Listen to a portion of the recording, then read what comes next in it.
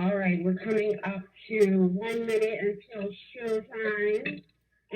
Just want to make sure we're being respectful of everyone's time. Obviously, because we had to push our start time back by an hour and 30 minutes. I know our lives are pretty sedentary right now, so people are at home, but we do want to be respectful of the fact that individuals may have to make dinner or, help a kid with homework. So with that said, we want to try to start promptly. We do have the opening slide that just kind of goes over the house rules, and they're very few. However, we do want to make this as structured as possible and as user and listener friendly as possible. So we just ask that everybody keeps their phones or computers muted while the presentation is live. And just resist the temptation to unmute yourself unless you are speaking for the benefit of the group. We want to make sure everyone is getting the same information. Everybody can hear the same information, moreover. So we want to just ensure that by doing so, we just are respectful by keeping our phones muted if we're not speaking. So throughout the presentation, there may be things that you have questions about, and we just want to let you know that there are 3 ways to go about asking those questions during the presentation. If you're joining by computer, you can type the questions using the chat function, or you can text if you're a caller or if you are an online user. You can text to the number provided in red. And you can do that again at any point in the presentation, but we will be holding those questions and answers to the end of the presentation. So that we'll have a designated period for question and answer. We do have the end time of 7 o'clock, so that allows for a pretty robust amount of time for Q&A, depending on how quickly we go through the presentation. But I would say if we start to get close to that 7 o'clock stop time and we still have questions or via the chat function or the text function that have not been answered, that we will make sure to provide those questions and answers in writing for everyone that participated in the meeting to reference. Okay, so please forgive me if your question does not get addressed. Again, the idea is for us, yes, to give you information, but to also receive feedback from the community as well as it relates to the design process up to this point. And then finally, please note that the presentation that we're going to be doing tonight, inclusive of the subsequent question and answer period, will be recorded and available for public consumption. Okay?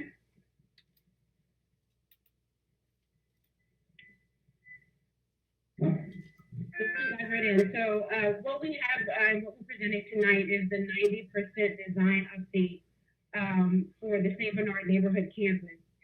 This project is referred to a neighborhood campus because it has several different elements included in it.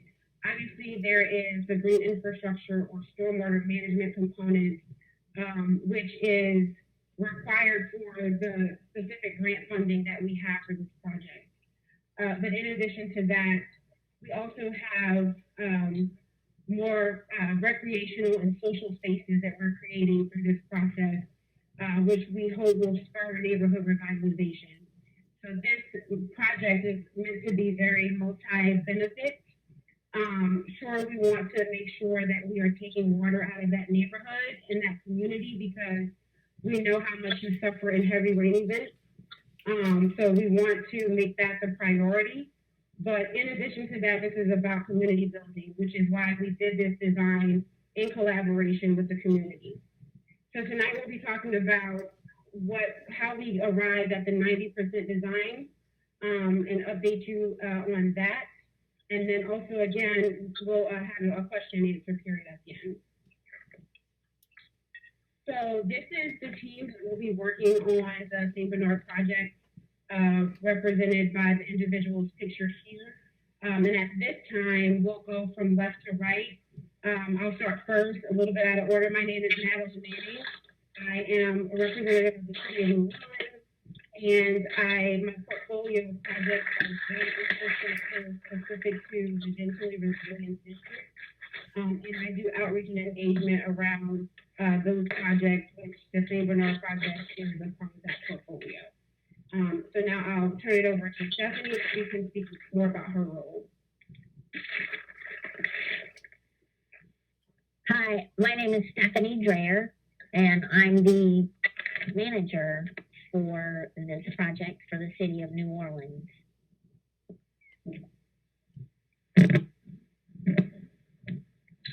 Hi, my name is Tom Cantian. I'm the project manager with Stantec for this project.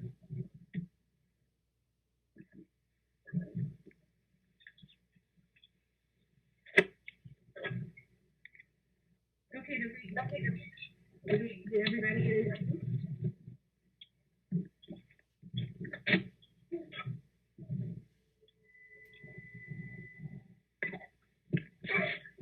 Is Julia on the line? Yes. Oh, you're saying much.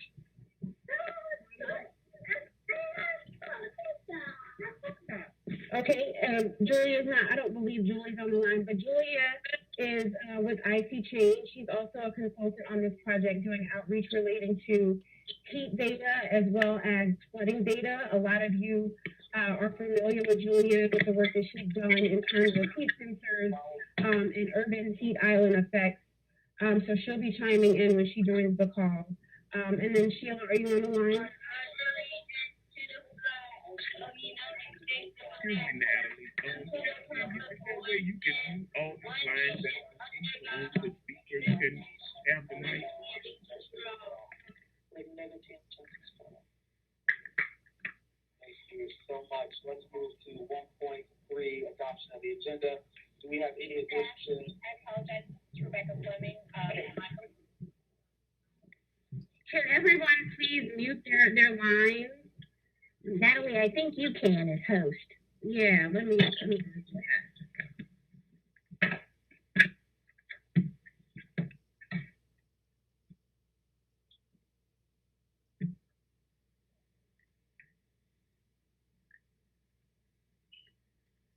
Right. Yeah, everyone should be muted now.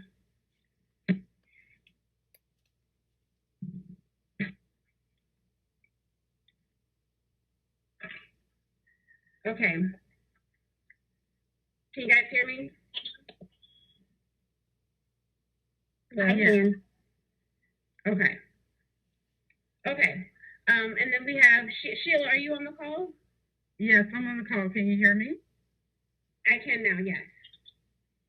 Okay. Good evening. My name is Sheila Williams. I work for Fed Geek. We were outreach coordinators for the St. Bernard project. We were honored to meet so many of you all at the public events and your Gentilly Fest, and you so really helped us and guided us on this project. And I look forward to with you tonight to look at the 90% update. Thank you. Thank you, Sheila.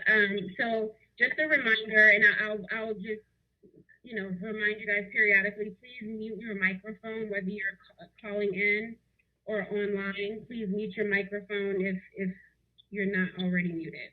Thank you.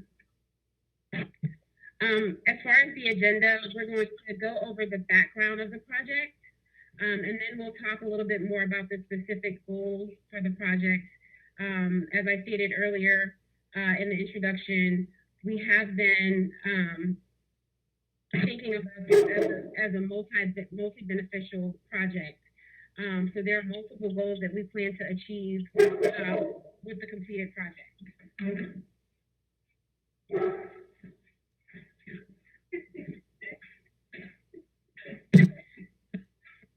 Sorry, life happens when you're working from home. I apologize.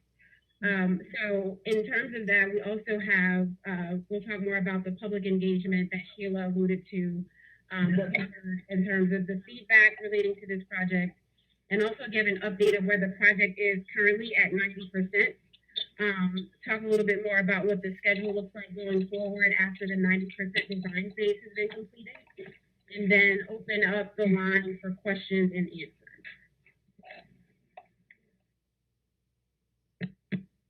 So, Stephanie, do you want to give us a little bit of background on how we got here in terms of the stormwater planning and the Gentry Resilience District?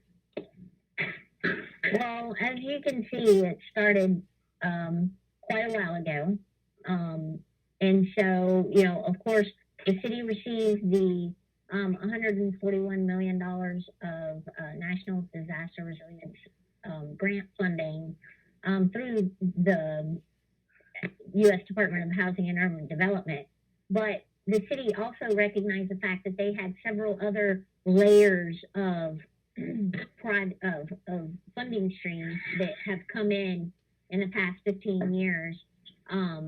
So this includes FEMA hazard mitigation grant funds, and also the city in 2015, the city finally ended negotiations on the huge joint infrastructure recovery request that came in on behalf of the Department of Public Works and the Sewage and Water Board. Those monies are part of the reason why we won this grant. We promised to leverage and make good use and by commingling funding streams so they would work on a particular block or in a particular neighborhood together. So, like, for example, the Milton Street improvements are being funded by the DPW funds. Those were project monies that were scoped for Milton, and we said, hey, we want to put some green infrastructure in that area. So they're like, well, here you go. Here's the money to do the repairs to our infrastructure while you're on that block. So that's the background. They not only won this funding stream, but they also were very apparent that they had other federal grant funds coming in, and the city has worked real hard to correlate and leverage the different programs.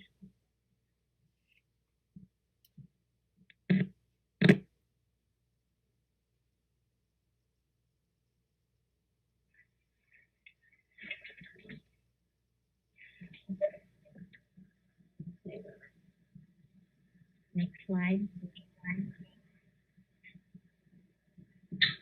Yes, it's Tom. You know, Amy? I can. So as you know that the city of New Orleans is close to them, so for every drop of water that falls in the city, we must pump it out to dry. But that pumping has a negative consequence to society. Pumping water out lowers the water table and dries out the soil. The organic matter decays, and then that creates voids or pockets in the soil, and then that allows it to consolidate. Consolidation is the result of, you'll see that sidewalks cracking or your driveways, the soil just dropping down lower and creating a lot of areas that are prone to flooding. And that's what we're seeing here in the St. Bernard area, is that we're seeing a lot of flooding in this area. Julia with IC Change, she's been brought on our team to monitor, they have the rain gauges in the area, and a lot of the residents have been taking pictures and measuring the flooding in the area. Julia, do you want to speak a little bit about if you're on the line? Yes, my pleasure. So we've been working in the neighborhood since 2017, and a lot of the IC Change stories and posts were included in the original RFP for the engineering firm Stantec to react to. Since then, we have worked with the community members and have documented 29 flood events in the last 3 years. It's an incredible amount of engagement, but it's also partly why we understand that the flood models were underestimating low-level flood events originally in this project. We've seen flood events happen at 2-year storm events, very low-level, quote-unquote, lowest level rain event you can get after an average rainstorm. And the flooding in this neighborhood was so significant and so disruptive that we were able to bring community data straight to Tom and his team after every flood event to review the model, to compare photos to the estimates. And there was the consensus that, we understand that this area has an extreme problem at the 2-year to 5-year event, which compared to other areas potentially was significant. I think on April 4th, we had a 2-year storm event On May 12th, we had a 2 to 5 year storm event, and these are the storm events that these projects will be able to have an impact on. Subsequent events like August 5th or July 10th, those are 10 to 25 year flood events, and those are the kinds of things that we've been seeing all across the city. Those are flood events that these projects cannot address at a, in comparison to the 2 to 5 years. But the frequency in which this area floods at that very low level was significant enough for us to all take a really close look. And I think that the design reflects that that you all, every one of you who's participated with photos, with rain gauges, has made a difference on the design of this project. And if you want to contribute to the data, you can still. Anyone on the call who is not familiar with IC Change, just go to www.ichange.org. I will put it in the chat, and you can still contribute to the data that we collect in this neighborhood, and we'll continue to do so. All right. Thanks, Julia. So next slide now.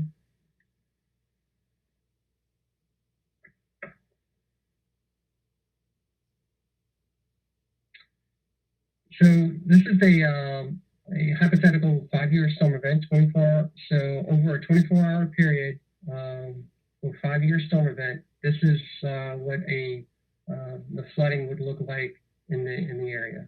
So you would have some of the worst flooding in that triangle area, that lot along St. Bernard Highway. We're looking at 2 feet, a little less than 2 to 2.5 feet of flooding.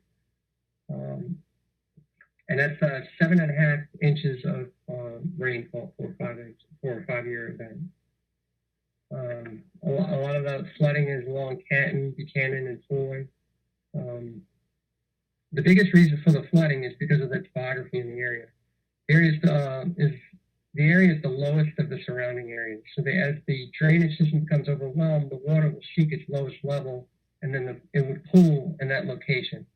That's the biggest driver of why this area is experiencing a lot of that flooding. Also because we are at the end of drainage station pump 3, the very, very, very end. So that means other neighborhoods in the drainage impact this area when it's just the last to see impacts. Yeah. Early on in the process, we even looked at, that triangle property because it does, seem to get a lot of water there, but it just didn't work hydraulically because it was low, and to get the water out, it was just not feasible to get the water out. You would have to put in a pump, which would take up additional space in the area, and also that, the triangle configuration just does not work. It make it even smaller area. So, and we need a very quite large area of storage. Because if you think about this, 3 blocks, 3 or 4 blocks of that, about 2 feet of water for a 5-year storm.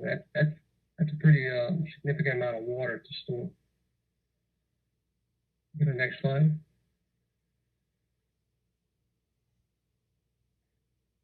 So not only when we first looked at this project, it is flood reduction, flood risk reduction, but we also want to improve the neighborhood. So these are some of the early renderings early on in the visioning that we had with the community. So we would do some improving the landscapes along the streets. There's a lot of roads that need to be repaired in that neighborhood. It's, a lot of cracked and bad streets that are in bad shape. So bringing landscaping, rain gardens, and bringing back the Willie Hall Fairgrounds to the community is a big asset to this that's needed for this community for it to thrive.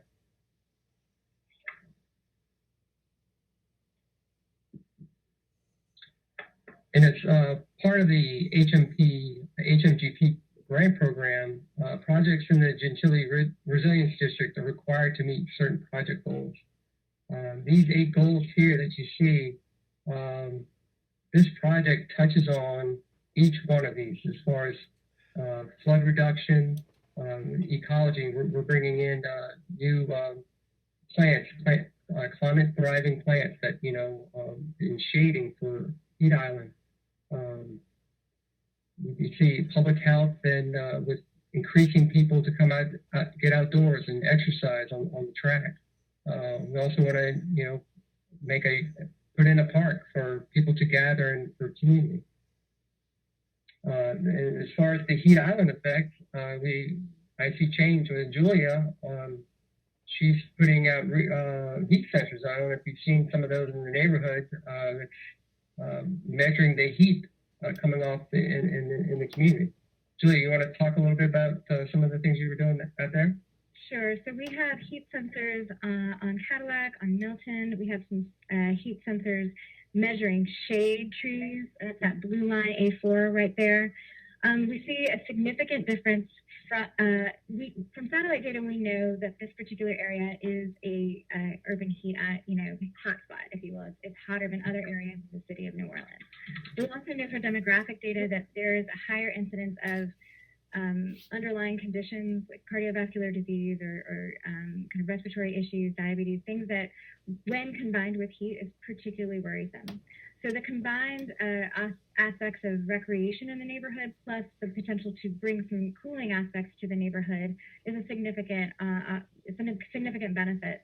We are seeing anywhere from 6 to 10 degrees hotter than the airport in certain sunnier areas in the neighborhood. That is also related to the way temperature is measured.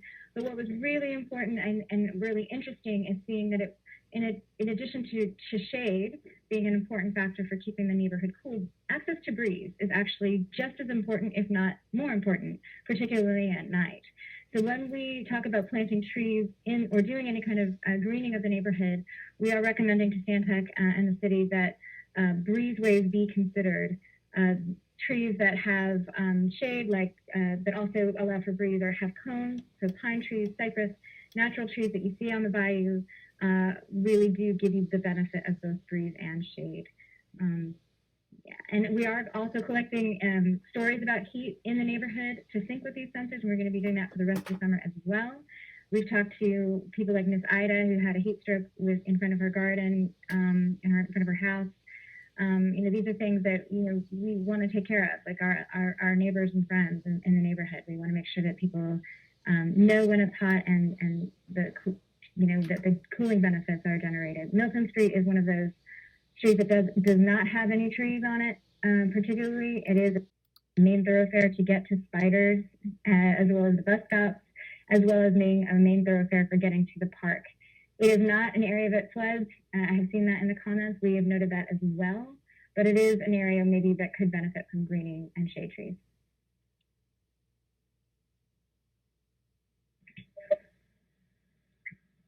Thank Here you. we are meeting with the residents from the neighborhood at several of our meetings, from the vision to the scoping meetings that we have. We conducted several formal meetings with leaders and had open houses with anybody who would come in and talk with us. We really do appreciate y'all taking the time to come out to those meetings and providing your input, and took a lot of those in consideration. We put those into the plans. So all in all, we recorded over 200 interactions with people from the neighborhood and the city officials on the project. So I want to thank y'all and appreciate what y'all provided to us so far.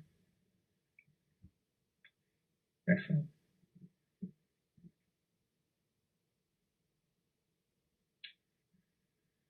So this is one of the voting. The community voted on some of the ideas that we had. So one of the main drivers was the improving the drainage in rain gardens, as well as bringing back Willie Hall program. We had several other ideas that you guys wanted to see, was the improving the neighborhood landscaping, walkable, bike-friendly community, as well as some other amenities, security lighting, and the kayak to Bay St. John. So those were the top vote getters when we put out the pool to the community. Yeah, and I think what we also took away from that, is the fact that these are such a diverse, list of, requests in terms of the numbers. I mean, improved drainage and rain gardens also obviously sticks out for me since that is definitely the priority. But this is about community building in the sense of, yes, we're improving the urban landscape with environmental updates, but this is also about creating spaces for the community. This community, a lot of these, the community members have been there for a very long time. So it's about improving the community overall and not just updating it environmentally.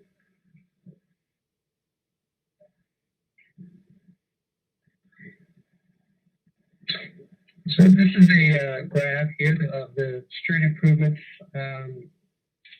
polling that we did with the community. If you look at the on the right hand side, the benches and lighting.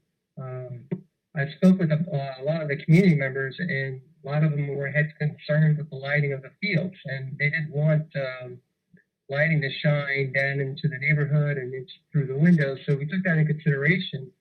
We are requiring the contractor to install directional lighting for the fields so that they don't shine into the neighborhood or into the windows. So I think that was a big input for you guys to the plans that made it in, that we were able to get it implemented.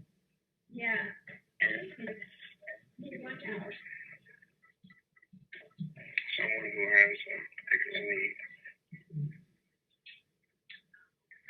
So now we'll get into the project phasing, phase 1, phase 2, and phase 3. We broke the project out in 3 phases. I believe Stephanie, the project manager with the city, want to give the brief background on why we broke out the project into the different phases. Thanks, Tom.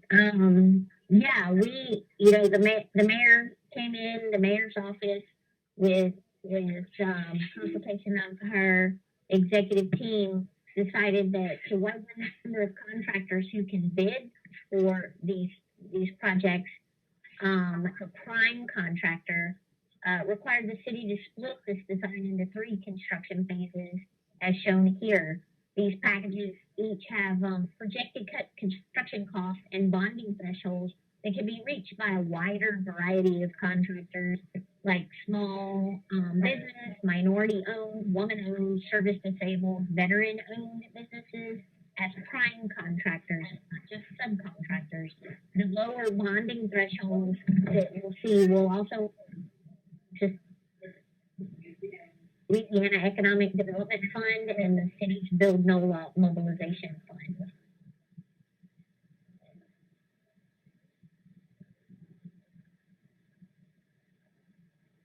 Back at you. Okay, thanks. So this is the first phase, which is the Willie Hall Playground and the athletic fields. We're also in phase 1 is going to be this underground stormwater storage, as well as the athletic fields. So this is where we'll meet a lot of those community needs and the goals of the HMT program. So we'll have underground storage through flood reduction, the recreational aspect, community gathering, public health, and the economic investment that's going to go into this facility.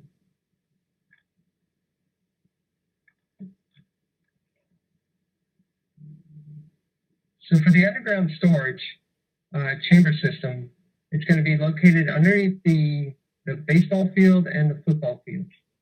The chambers, the lowest elevation of the chambers will be at a -10 and a half foot. And the top of the chamber is going to be approximately about 5 feet, a -5 foot. So that is approximately 5.5 feet of underground storage underneath those fields, which is about the size. I mean, you can think about it, it would be a large underground parking area if you think about it. And the lowest elevation of the neighborhood at around Foy and Canton is around a -5. So this underground storage will be lower than the lowest elevation of the street. And all that drainage, the stormwater runoff will go through pipes and into the underground storage. system.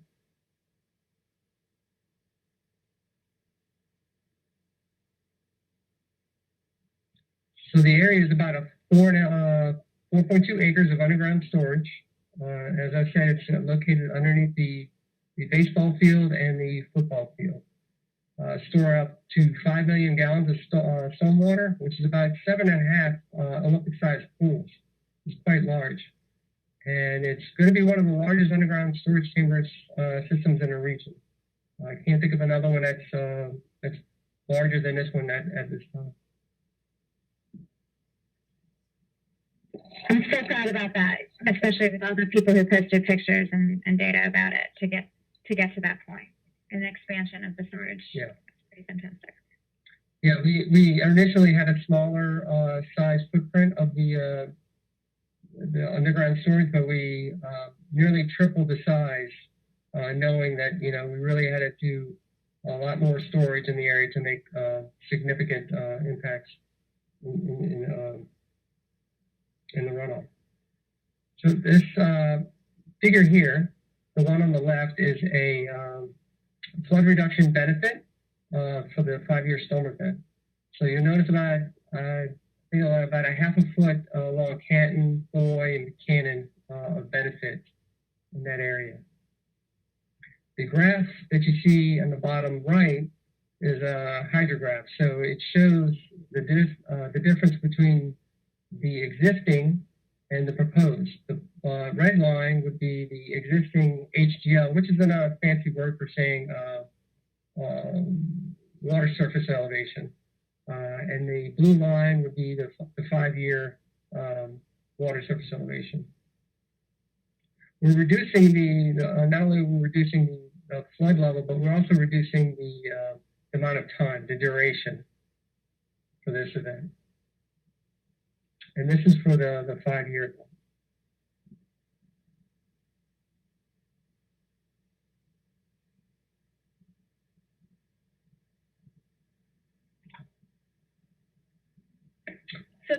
So I'd like to introduce a very special guest, Mr. Larry Barabino. He's the CEO of the New Orleans Recreational Development. And if he doesn't mind, I'd like to ask him to talk briefly about the history of the Willie Hall Playground and what it means to the community. Sure. Good evening, everyone. Just to give you guys the history and background of it is Willie Hall Playground came in existence in the 1960s, and Willie Hall Playground was named after private first class Willie Hall was a young man who grew up in that community, an African-American man who was killed in World War II.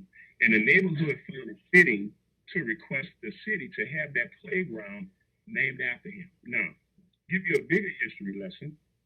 In 1947, when NORD came into existence, NORD's original playgrounds were adjacent to elementary school so that they can provide after-school programs for elementary school kids, which that original playground, which was school board property, was adjacent to Phillips Elementary, Phillips Junior High, which serviced that community that consisted of Interstate 10 to Harrison Avenue, from Bayou St. John to London Avenue, Canal.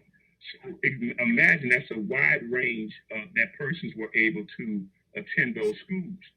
Well, after Hurricane Katrina, I was then under Mayor Ray Nagin, I was the director of NORD. Willie Hall Playground came back online in 2006. The schools did not.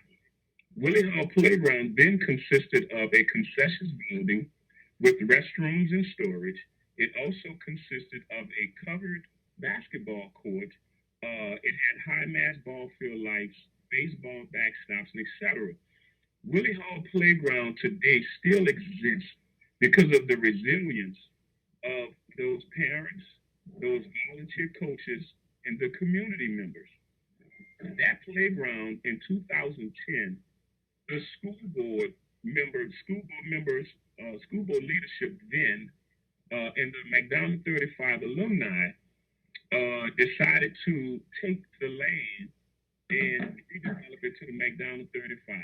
The then administration, Mayor Mitch Landrieu and his team, these kids walked up to the playground, and the playground was locked in 2010 and told them they had to find somewhere else to play. If you see the picture they put on, that's my Willie Hall players picture from 1980. I myself played at Willie Hall Playground. I grew up in that neighborhood, and I still live in that community. But with saying that, the community was resilient. And I want to thank Pastor Lionel Roberts from Holy Anointed House of Prayer, who grew up in that neighborhood and who has been diligently fighting to make sure that that playground returned. Also, Pastor Lionel Davis from Pentecost Baptist Church, along with a host of community leaders and parents. And even though you guys have not seen a lot of them at your meetings, because they were at the playgrounds with the kids, Willie Hall programs today still exist, and it's one of the best programs in Nord system now, serving over 200 kids and having kids competing in 3 to 4 citywide championships in every sport, boys and girls, every year. Right now, they are located temporarily at Harris Playground in Pontchartrain Park. So just imagine those parents have to take their kids out of that neighborhood to drive to Harris Playground in Pontchartrain Park because they still want to be a part of the Willie Hall program. And this program has been moved on 3 different locations, on 3 different occasions, I'm sorry. First to Oak Park, which sat on Cartier Street. Then it will move to Perry Rome Baseball Stadium. And now they're moved to Harris Playground, and they still stick together. The volunteer coaches who have been there since before they were moved off of the grounds and before Katrina. Those parents are dedicated, and those kids are dedicated. I am a product of Willie Hall Playground. I am a product of that community, and it's because of the path that I traveled starting at Willie Hall Playground that has shaped me to be the CEO of Nord today. And I stand committed to do what we did then. As the kids grew up at Willie Hall Playground, they transitioned in partnership to Phillips Junior High. We intend on having that partnership to continue so that our kids played Little League sports at Willie Hall, and we transition our kids in that community to which is today our community school, McDonald 35. And so I look forward to working with the CEO of Inspire NOLA, Mr. Jamal McNally, and his team to ensure that we have a cohesive plan that not only capture the programs that takes place, but also capture the essence and the history of that community and making sure that that playground is what it has always been, and that's open to the community, where the walking track will be available for the adults to walk in. Of course, not during school hours while school is open, but it will be available. We will ensure that that playground is available, that complex is available for the community, because be mindful, the city is making a major investment there to make sure that we're able to store the storm waters, but also make sure that our community, and I say our community because I live here, I live off Harrison Avenue, that our community is able to go out and enjoy that green space, enjoy that site. So it's not because I've heard that it was questions saying that they're building this for the school. We're not building that for the school. That's being built for the community. It's being built for the community, and in that community, that consists of the playground, that consists of the school, it consists of the constituents of that community. So it's being built for the community and will be open and usable for the community. Thank you. Thank you, Larry.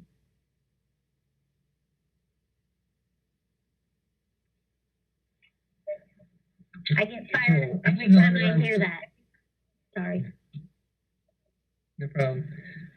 So after the underground storage is completed, the contractor will start the Willie Hall foreground improvements, which will consist of the baseball field, football, soccer field, and the track, as well as the basketball court. There's going to be some bleachers and lighting. And landscaping. Yes, I was going to ask, do you want to speak a little bit more about what we are looking at in terms of landscaping? Like, are we talking of what type of plantings are we talking about right now, and what do we have plans for? So right now we have plantings around the basketball court, and you'll see another rendering of the plantings by the concession building. And in the bleachers section, there's going to be some landscaping around there. The type of plantings that will be there is, climate thriving type plants that are, native, not native. They're native, but they're, you'll see similar plants in the region that we have here. Thanks, Tom.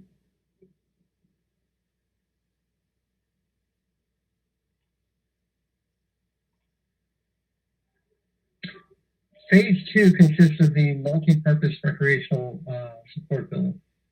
So the building will consist of the concession counter, public restrooms. It'll have a kitchen, equipment and for equipment storage for the players, and small offices for the facilitators, recreational district.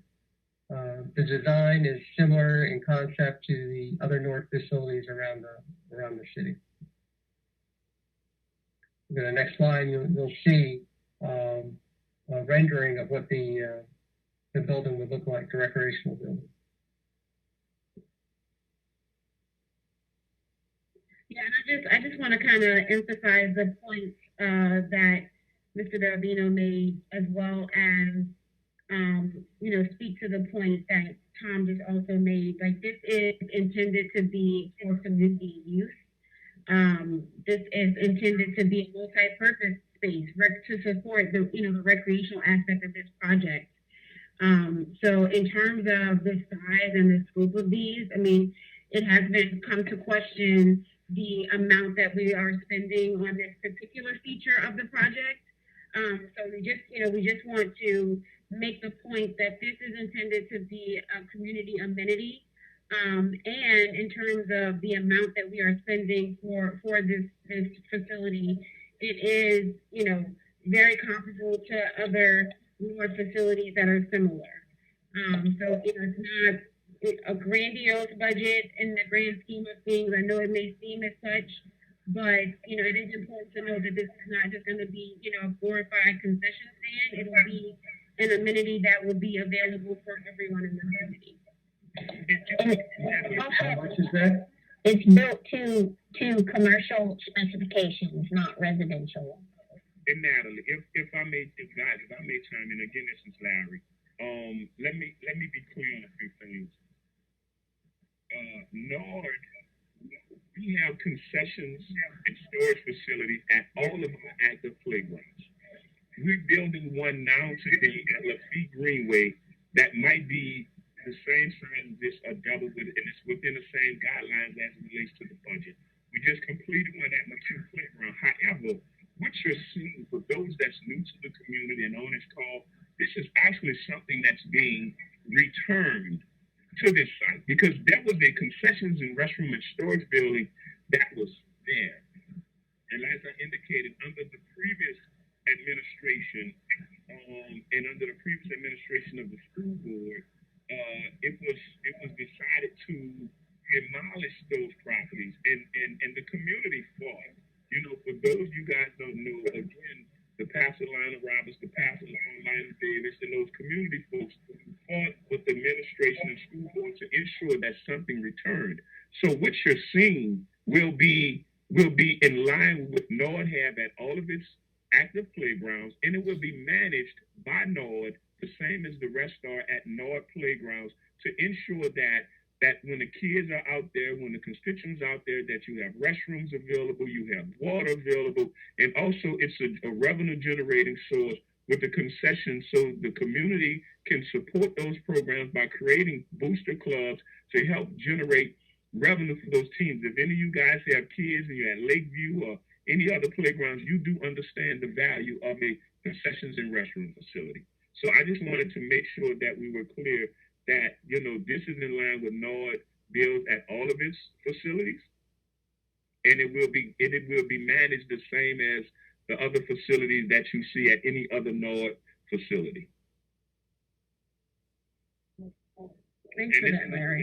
And this is a returning amenity.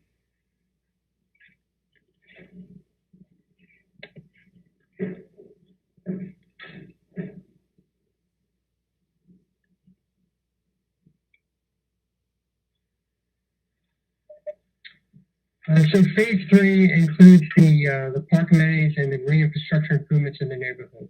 So in conjunction with the JIR improvement program, we're going to be improving the streets as well as putting bump outs and green spaces at the corners on Milton and Buchanan. We also plan to add in a shared bike lane along Milton that has, provides access to the park and as well as going to the city park along Harrison Avenue.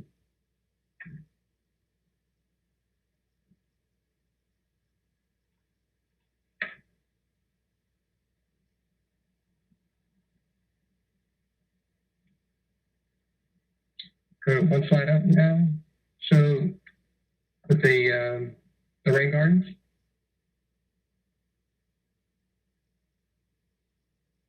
There we go. So this is what how the rain gardens or bump outs would look like at the corners. The plants chosen would be like I said, climate thriving and require low maintenance. The contractor will be required to maintain these rain gardens for a period of time, but they'll be able to be then maintained by the local residents. So the purpose of them is to retain water for runoff as well as improve water quality. It enhances the water that goes seeps into the soil and lowers the or keeps the water level above so that we would not have any subsidence. So Tom, I just want to add a little bit to that. Just wanted to clarify. So any green built space by the city in the city right of way, we don't want to say that it will be the expectation of private homeowners to maintain those. We certainly, as Tom alluded to, have a maintenance requirement of all completed projects 3 years post completion. And that would be a contractor obligation, but after that, so we're talking, like 2020, 2025, when we don't have that warranty period again, we would love to have built stewardship amongst community members so that they'll feel a sense of responsibility for those green spaces and keeping them clean, but it would be similar to a volunteer impact activity like adopt a catch basin. So if you know a storm is coming and, you signed on to the Adopt a Catch Basin and you just get out there and you just get the debris out of your catch basin in advance of a storm, it would be similar to that. Now, obviously, there's not an obligation by community members to maintain those. That would be strictly out of stewardship. But when we talk about long-term maintenance post that warranty period, we'll make sure that we also keep the community updated in what that long-term maintenance looks like.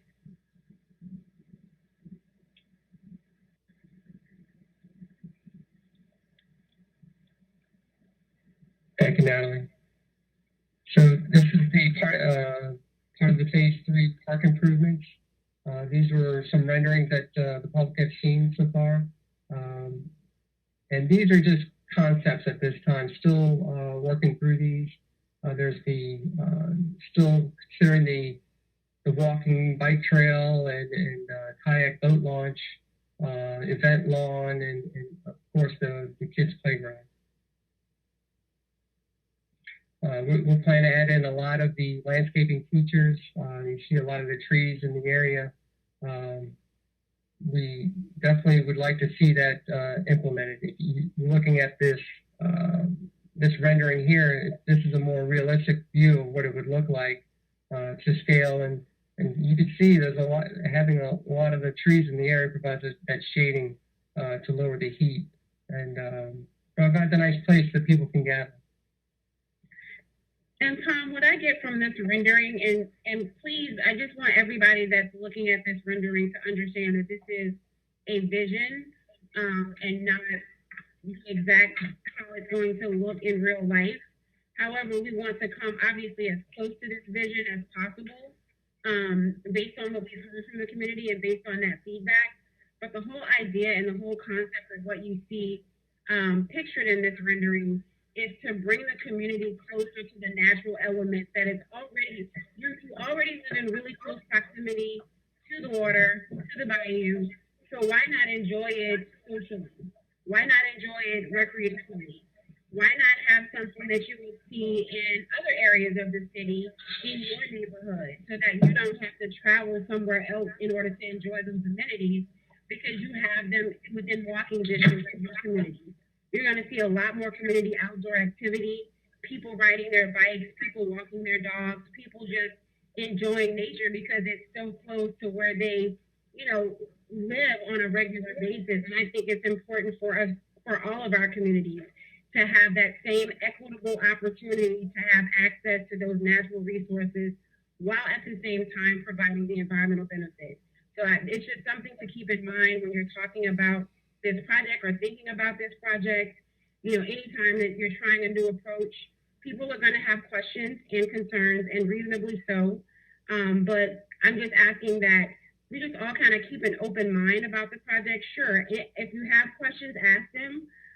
But the whole idea is community revitalization. And obviously stormwater management is a priority in that.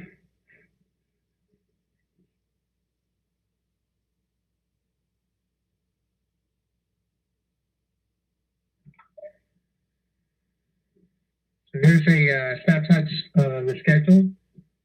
Phase 1, which we're in right now, the 90% design is complete. We're at in August right now. So we expect to have phase 1 construction starting first quarter of 2021, with the final completion of all the phases done by third quarter of 2022. So that would include phase 1, phase 2, and 3. Phase 2 and phase 3 will follow one behind each other. So that way we can get the contractors going on phase 1 and then follow behind the next 2 and 3. So thank you, Tom. I appreciate that. So Mr. Joe Threat is on the call, and he wanted to give a little bit more information. I mistakenly muted him because I was just trying to control the background noise. But Mr. Joe, if you want to go ahead and talk a little bit more about the budget.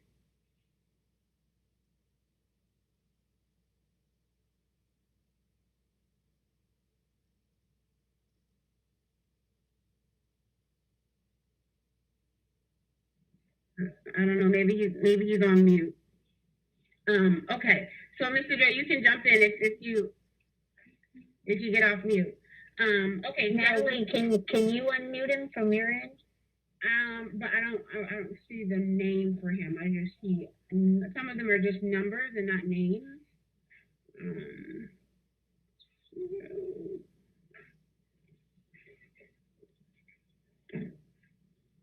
Yeah, I don't see his name.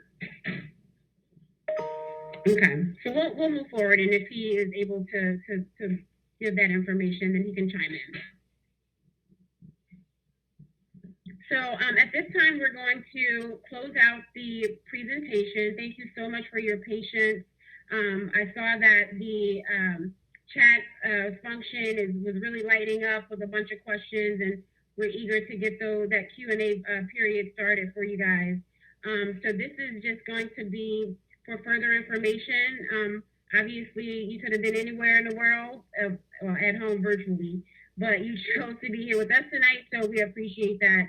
And we just have ways in which you can get further updates by calling the number listed, or in the email, or following our social platforms, or also visiting the website, where you will also be able to find this presentation as well as the recording of the meeting for your consumption. So at this time, I'm going to stop sharing my screen, and then I'll read through the questions that we got through chat. Stephanie, were you able to type in the text messages from chat, or do you want to read those off from the chat, the text that you've received? I did not get any messages. Okay. So, It seems like everything came through the chat function. So again, I'm going to stop sharing. Natalie, if folks are calling in and they can't use the chat function, maybe give them some space at the end to just ask their question in person. If they called in and don't have access to the web. Well, yep. And just wanted to review this again. So this is how you can ask questions. Obviously, individuals are comfortable with the chat feature, but we also wanted to give you the option to text again. And then there'll also be an opportunity for callers to ask questions aloud. All right. So stop sharing.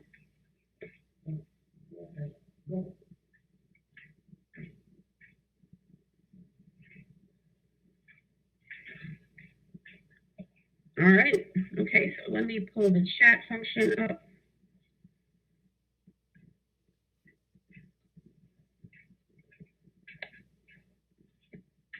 Okay. Let's see. So just for anyone that asked their question privately, would you prefer that I ask your question or answer your questions outside of the meeting environment, or just not give your name? You can, if you can respond privately, obviously, if you send something privately to that question. I would ask the question, but just not in identify they're very detailed. Yeah, they're very detailed questions. So I would prefer to have the person let me know if they want to ask them aloud.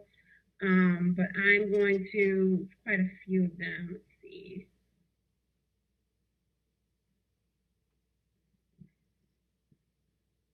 Okay. So I will just start. Okay. I'll just start with the first question. So I didn't see anything, a response from the individual. So I'm just going to ask the questions without a person's name attached to it. Okay, so the design was not in collaboration with people who live in the community. Can you explain how your team got to that conclusion? So we did hold events throughout the design process. A couple of them were at McDonald 35. Pastor Davis hosted an event at his church. We did outreach and engagement at Gentilly Fest, at Night Out Against Crime.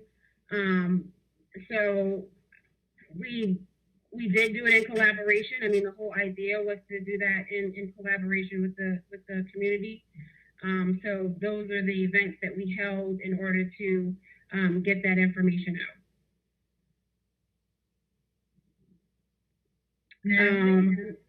This is Sheila.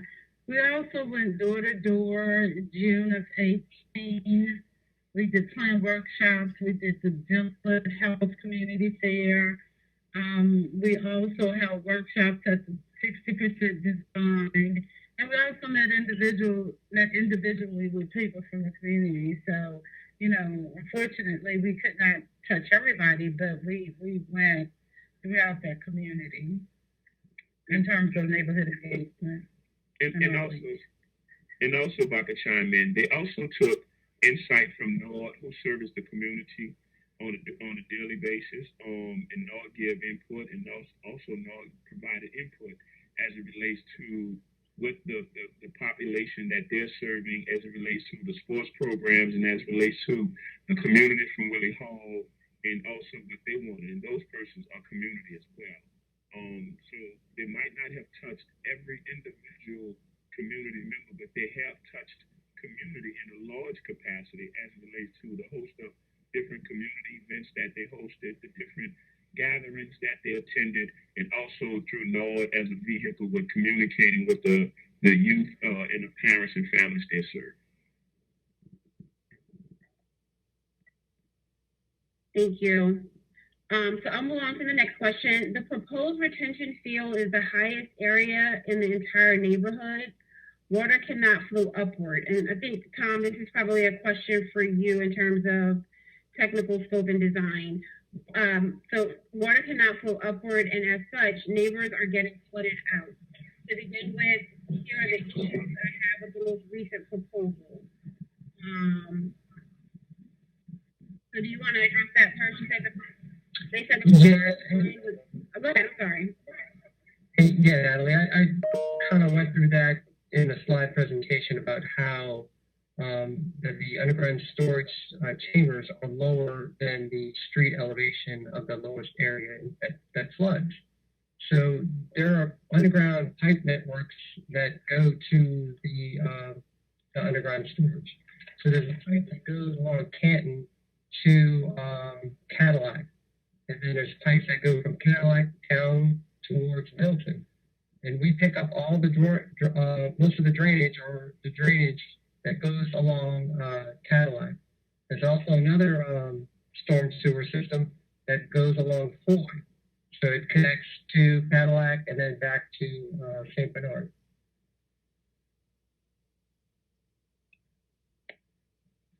So all the drainage that comes down Cadillac is captured through the underground storage.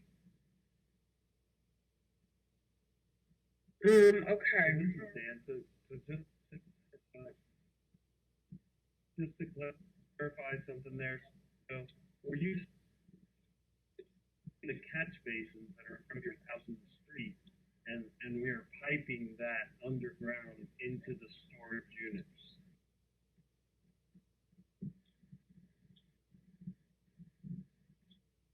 Okay, the next comment is existing conditions flooding. These images were taken. So the person says we were hit the worst on Fuller Street corridor, and these images were used by Stantec to demonstrate the need for flood mitigation without actually addressing the location of the flood and leaving this corridor out of the plans to mitigate.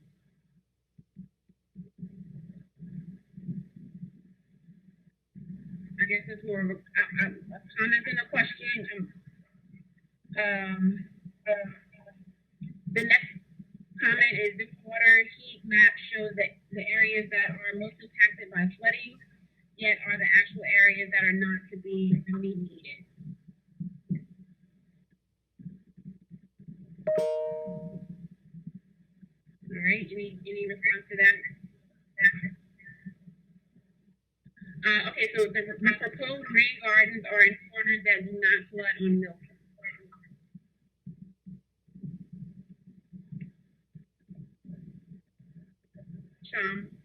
So Milton,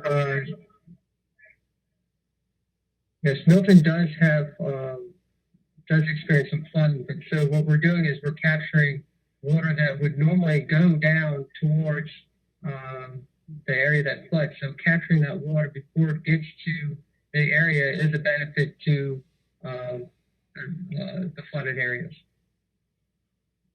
So anything we do to capture stormwater is a benefit to the community. And I'd also like to add that, remember I mentioned during the presentation that we have matching funds from FEMA's program in Public Works. So street improvements, we will be constructing rain gardens in the area, of the intersections, but the street improvements, the replacement of the basin pavement is not paid for by the NDR program. That is an infusion funds from DPW's program. And so it is, it has complaint, and I have worked with that program extensively. So it has different eligibility, different requirements, and it is completely separate. We are just doing it because we were on the block, and it makes sense to, the city made a commitment to the residents. If we have multiple funding streams available to do repairs for infrastructure on one block, we commingle those funds, so we only inconvenience residents on that block one time, because we don't want a city DPW contractor there and then we're there digging up what they just put in and installing rain gardens. We are very aware, and through the use of GIS, we're able to overlay all the different streams and to, like I said, combine the funds so we only inconvenience one block once when we do our construction.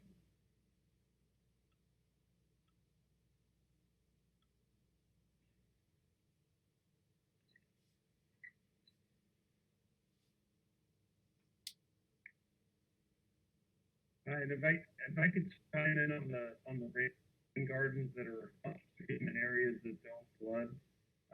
The whole concept of rain gardens is to first intercept that water before it gets to that lowest point. And so by putting storage upstream, you're intercepting it and providing additional capacity in the main trunk lines. So it's very important to create storage wherever you have the opportunities in the neighborhood, and that really helps to lower the flooding in the lowest areas. So that's the concept, is to create more impervious area where you can, and eliminate some of that pavement and concrete, no matter where it is in the basin, and that helps out overall for the entire drainage basin.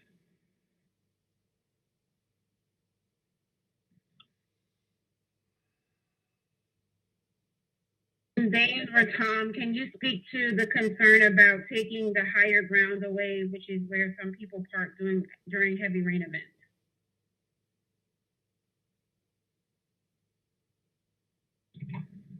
I'm not sure what they're referring to, taking away the high ground.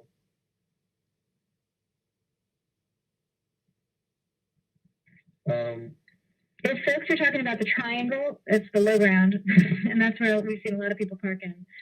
But I don't know where else. We're not doing anything. We're not working on, the project isn't working on the triangle area where a lot of people are parking. But if you do park there, know that is the low spot. Go put your car there.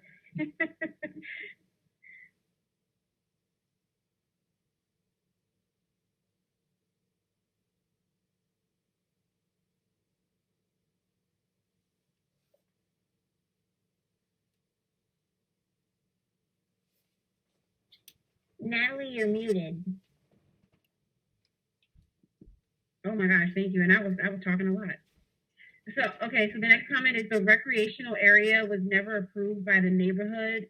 We care more about flood mitigation than a sports park. Is there any reason the grant cannot allocate more funding to water mitigation and place a children's playground and plant a forest here? If the concern is outdoor rec, why not create a walking path? Why not create a walking path around the forest? It would save close to $2 million and help remediate the floodwaters.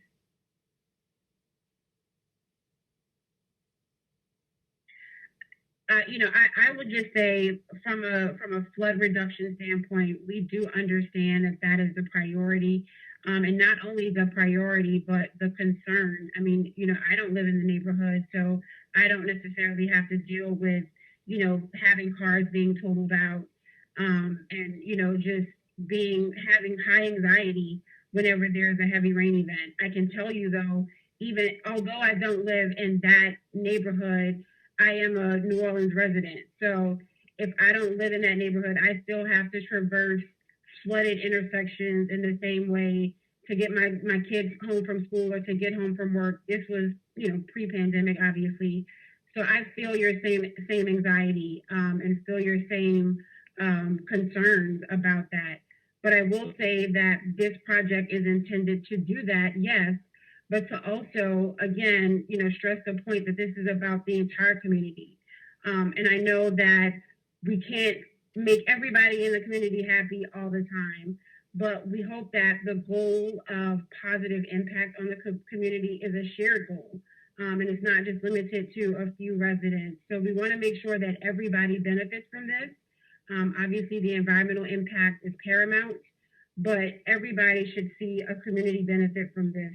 Whether it be a recreational aspect, because we do have to invest in young people. We do have to invest in the youth. They are the sustainability component of resilience and sustainability. So it's important that we also create spaces for them as well. Natalie, can I add to that? If I may chime in, I was just going to add. if I may chime in on behalf of, let's be mindful that this community have close to 500 school-age kids that live in this community. So when a person speaks up on what the community wants, let's be holistic as it relates to a community. Let's be mindful also that this community expands from London Avenue Canal to Bayou St. John, from Interstate 10 to Harrison Avenue, and that as we all are concerned, because again, as I indicated, I live in the community, as we all are concerned of the flooding, and as I can honestly tell you, as I have witnessed flooding all my life in that community, walking home from Phillips Elementary, walking home from Phillips Junior High, having to walk through the high waters when it rained on Cadillac Street, on St. Bernard Avenue, and etc. And knowing that the kids that's walking from McDonald 35 and the constituents that live in that community still have to go through that. But that, which is definitely a priority of making sure that we can mitigate that. But that also is not the only priority for that community, because we have to make sure that we have safe spaces and places for our young people as well as our seniors to be able to recreate, to be able to go to that walking track and be able to exercise and walk. So, the amenities that's being brought there, that's going to be on top of the stormwater management project, is something that the entire community, not just one person that lives in the community, or a few people that lives in the community, but the entire community have the pleasure to benefit off of. Now, whether you choose to, is definitely those amenities will be there. Whether you're a kid that wants to participate in sports programs or a senior that wants to go during the afternoon hours and just walk around the track for exercise purposes, that will be available, and that's what you mean. That's what it means when you come to serve an entire community. I'm going to add one thing to what everyone's saying from a different perspective. I came into this process, from IC Change perspective and trying to understand how these federal programs work. And one thing that became apparent to me and understanding is that the NRDC money was awarded to the Gentilly neighborhood under the principle that the city had to put in itself and had to have a stake in the game. And because the city already had plans to invest in Willie Hall and these fields, that was the reason why this neighborhood got the project that it did. I wish I could say it was decided just because of the flooding. That is not how it was done. That's not how these federal programs work. So, and believe me, I've talked to the residents in the neighborhood who've been experiencing and the increased frequencies of these events.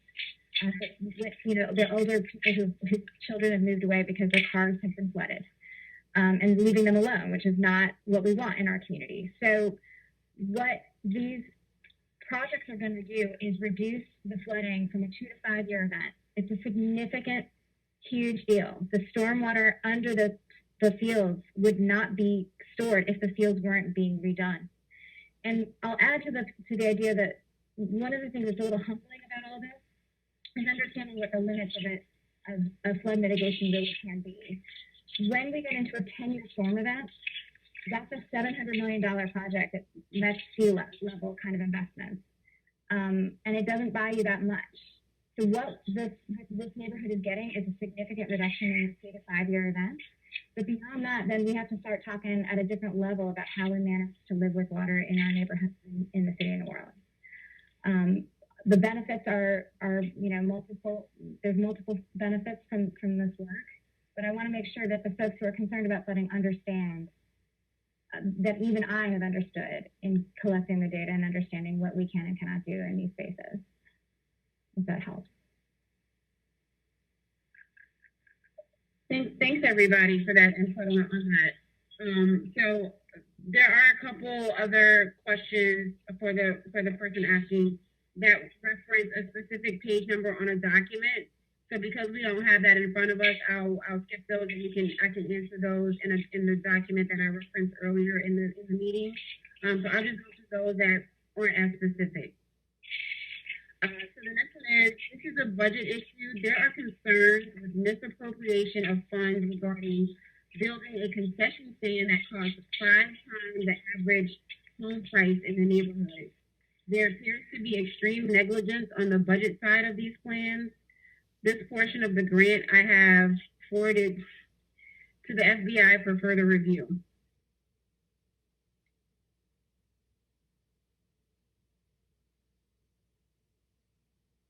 Anybody want to speak to that? We, our grant administration arm, Office of Community Development, who manages the eligibility of all money that we spend, are in constant communication with Housing and Urban Development, and we've received pre-approval in many of these steps that we've taken.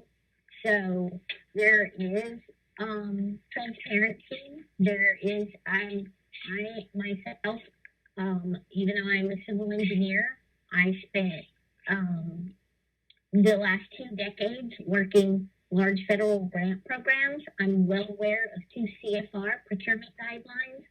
I'm well aware of the anti-corruption aspects of federal procurement law and the use of funds. So, we are in constant communication with the federal grantors, and because we have heard about the contract with the FBI, all of that has been laid bare to Housing and Urban Development. And if anybody has any specific concerns, we'd be happy to meet with you one-on-one to explain all aspects of the financial end on this project. Thanks so much for that, Stephanie. I will just do a quick time check. We're at the 6:47 mark. I'm happy to continue to go through the chat questions, but I do want to give any callers an opportunity to ask a question aloud. Please, if you're not speaking, remain muted. But if you're asking a question, now is the time to unmute yourself and ask it. And again, please be respectful of the person asking the question by muting your phone.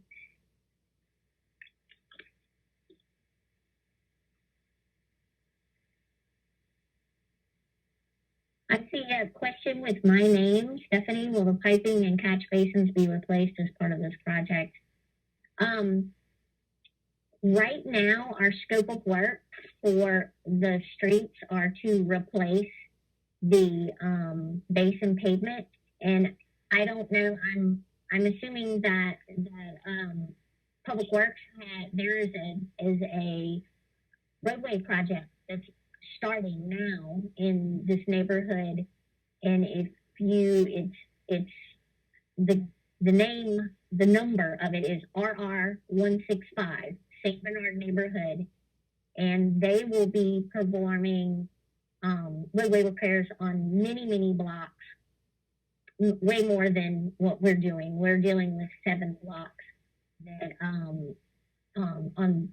in this project. So I will say that at first glance, there are no plans to replace any piping. However, Public Works has committed to, if we get into construction and we discover damaged areas, damaged pipes, holes in pipes, joint displacement, bad catch basins, they have committed, that this stuff needs to be fixed when we get there. So I would say there is no direct plan to just across the board replace everything, but we will certainly repair anything during construction that's inside our footprint that we come up with once we lay open the earth, because we don't have x-ray glasses, we don't know, and we have limited information from our CCTV. But if there are anything that's damaged, we will repair while we're there. I'm sorry, guys. Please make sure your microphones are muted. I can mute from my phone, but I just want to make sure I'm not muting anybody that's trying to speak. Thank you. So do we have any other calls or questions? If not, I'll continue to go through the questions via chat. Okay, so this question is, do the streets and sidewalks need to be pulled up to connect to the underwater storage chamber?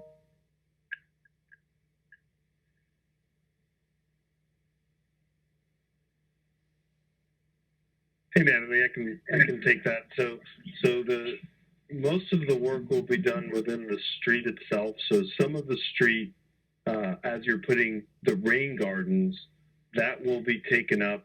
But we are using the existing collection system to pipe it over to where the underground storage is. So there is going to be, I think, on Cadillac, some structures that need to be put in that connection made.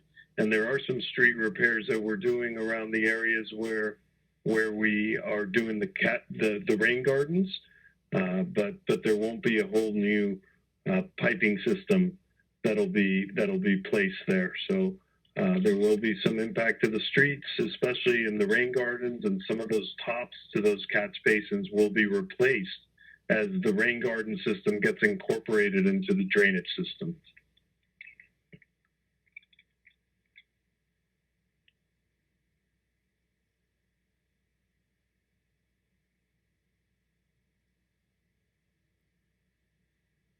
All right, the next question is, thanks so much for that, Dan. Does the 3 phases require 3 public bid processes?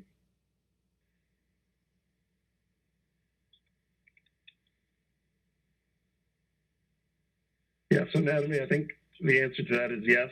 The 3 phases are intended to debundle some of these to allow contractors to be able to bid on these separately, and they'll have their own track. Some of them will be happening at the same time, but it will be 3 separate bids.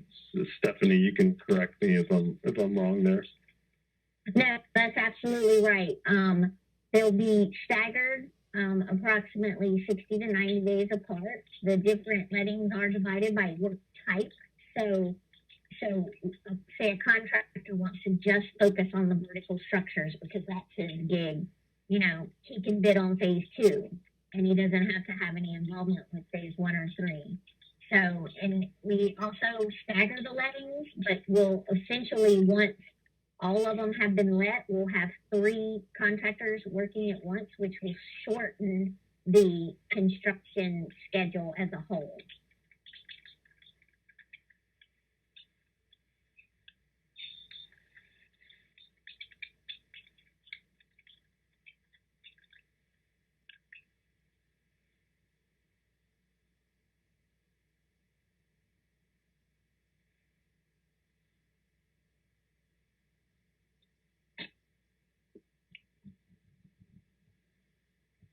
This is Reverend Lionel Davis Sr. Can I get at this time? Go ahead. And this is Reverend Davis. I just want to chime in just a little bit about this particular process and progress that's going on with this project. And my thought here is that with regard to the entire project itself, being as it is, there had some questions about timing and dates and meetings. Of course, we have met several times. I've obviously passed out a lot of information myself. But to this end of the degree, where we're at right now, are these final renderings that are done today meeting the 90% phase that we need to have, or is this something to be determined as to whether or not we have reached 90% or are we approaching 90% at this time?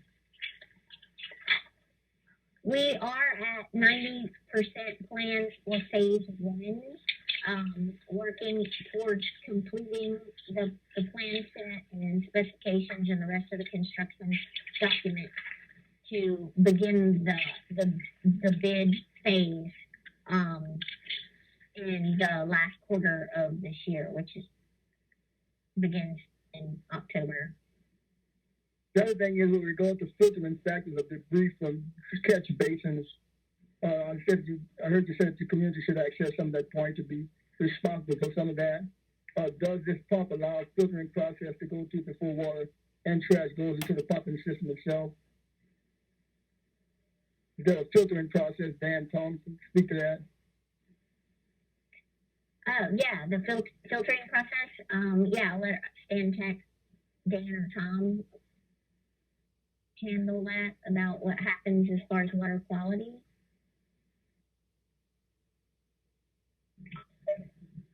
Yeah, the water quality that goes through the chambers. Yeah.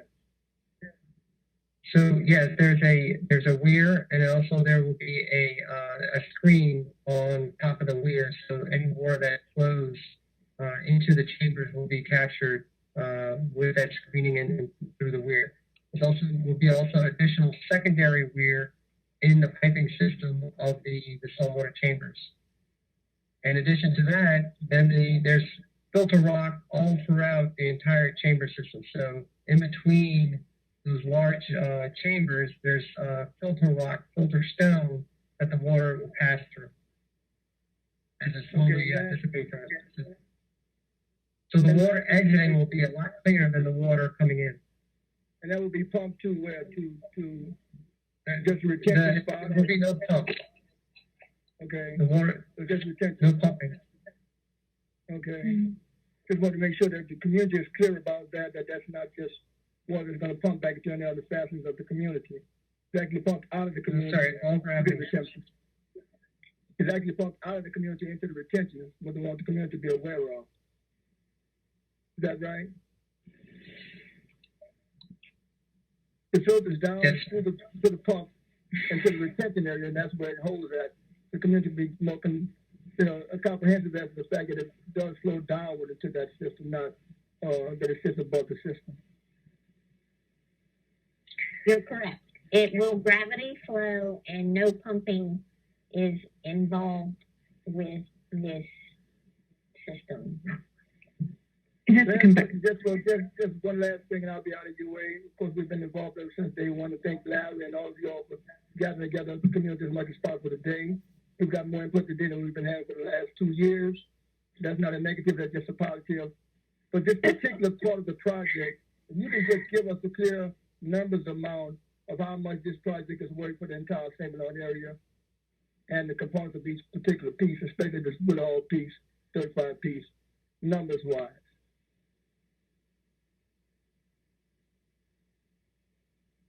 So do you have a clear figure of how much the entire St. Bernard area is worth with regard to this project? Pastor David, are you asking about the entire budget for the project, what the budget is for the project? Yeah, just for that particular project, just for this particular area. Do we have that information? Stephanie, do you want to give a breakdown of the budget?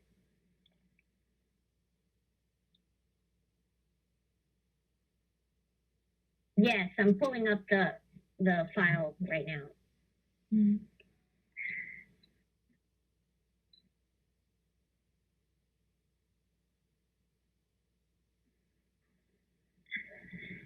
So where are we currently in total for the project, the total budget amount?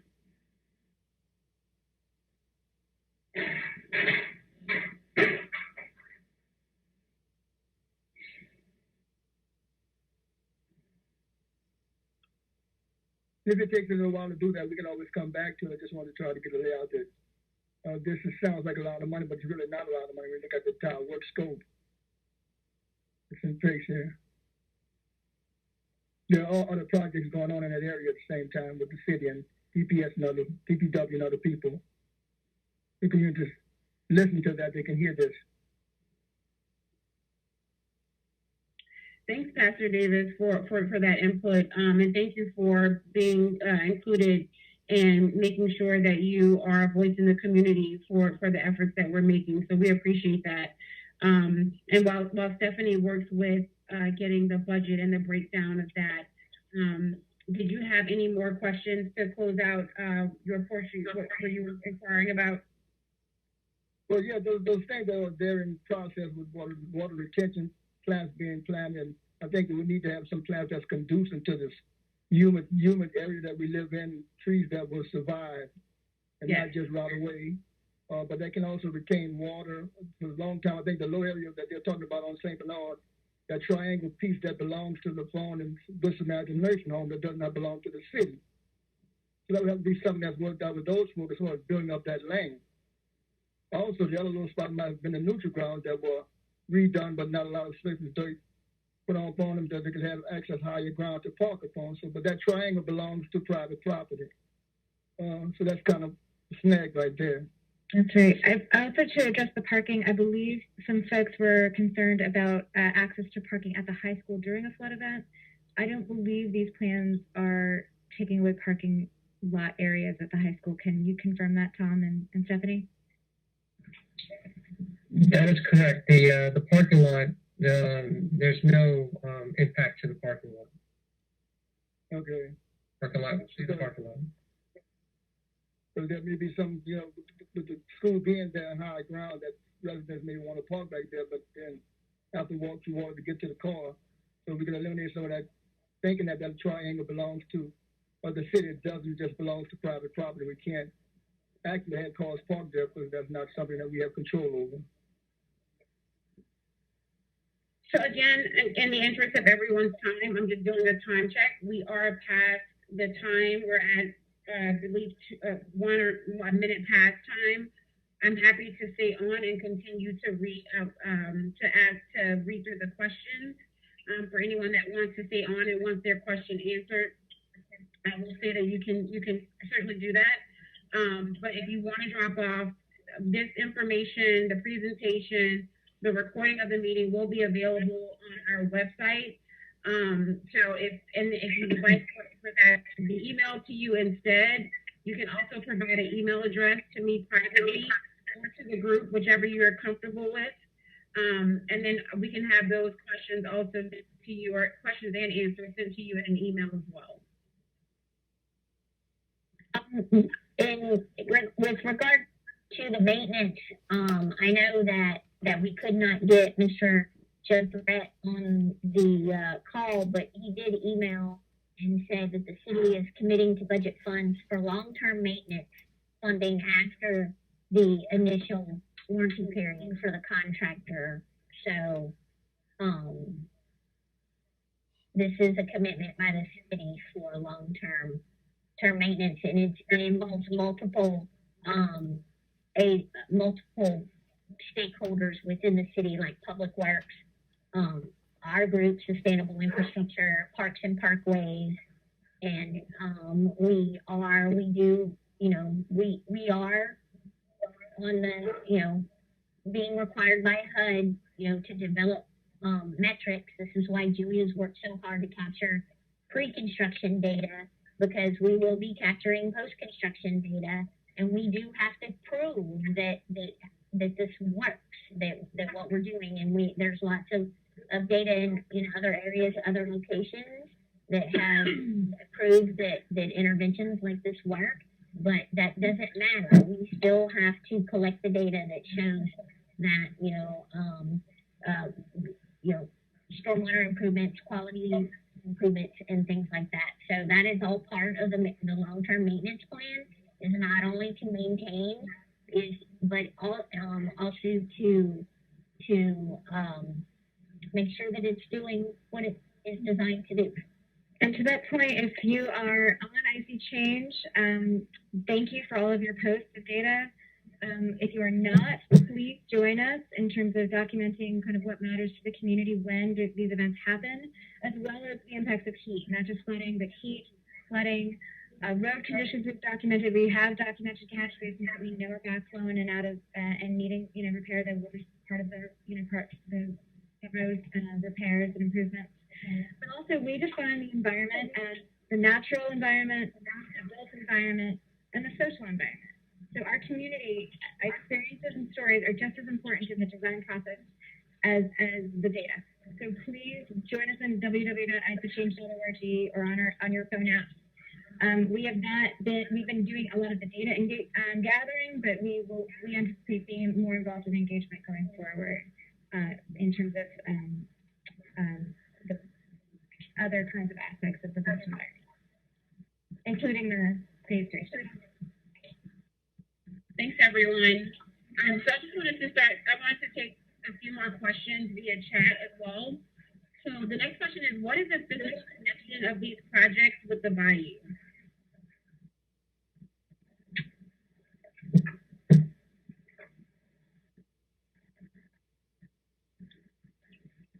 Was that question asked before we got to the phase 3 part of the presentation?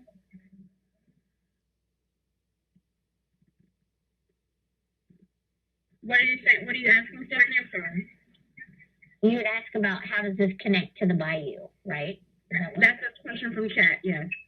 I think that came in before we got through the phase 3 part of the presentation, because I feel like the phase 3 part that shows the work, the trails, the work along the bayou, and with the graphic that shows the shared use bike path and the overall master plan, kind of explain that how it ties everything from, into how phase 1 and phase 2 are tied into the bayou via phase 3. But, and whoever asked that question, if that's not true, please, they may have seen the graphic and still just maybe wanted a deeper dive into that question. Okay, so if you want to, you can also refer back to the presentation. Everyone will have the opportunity to do that. And again, these questions will also be answered via a comprehensive FAQ document as a result of the recording and the meeting. And I wanted to weigh in on the budget question. When I became project manager for this project, one of the first things I did as an engineer was do my own independent construction estimate of all elements, and had the pleasure of telling my bosses that this project could not be built for the money that they currently had obligated, and that we needed to redirect some funds. But I just did my calculations, and the stormwater storage and rec fields are 70%, and breaking down just that one package, the stormwater storage versus the recreational fields, 2/3 of that money is directly related to the building of the stormwater storage, and then the recreational fields are not even, they're a smaller version, but that first bid package, stormwater storage, is 72% of the budget. Can you just give a breakdown in terms of the actual whole, like the number, estimates are the first bid phase is approximately $8 million. The phase 2 is in about $800,000, $750 to $830. Like I said, all these projects will be competitively bid, so these estimates, will fluctuate based on what the apparent low bidder responds with. And then the phase 3 package is estimated at around $4 million.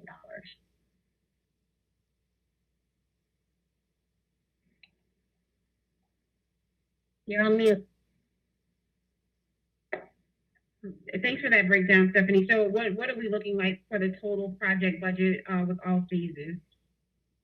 Well, including the 2.1, 2.2 from DPW, this is a $13 million project. Okay, thank you. And we can also provide, again, that cost breakdown in the questions for that we are receiving. And like I said, these are estimates, and the competitive market will determine the ultimate final cost. Okay. So let's see. It also asked about the comps. Would you be able to point us to some of the comps in the area? Are we talking property value? The person that asked that question, if you could specify whether you're talking about the property value in the neighborhood.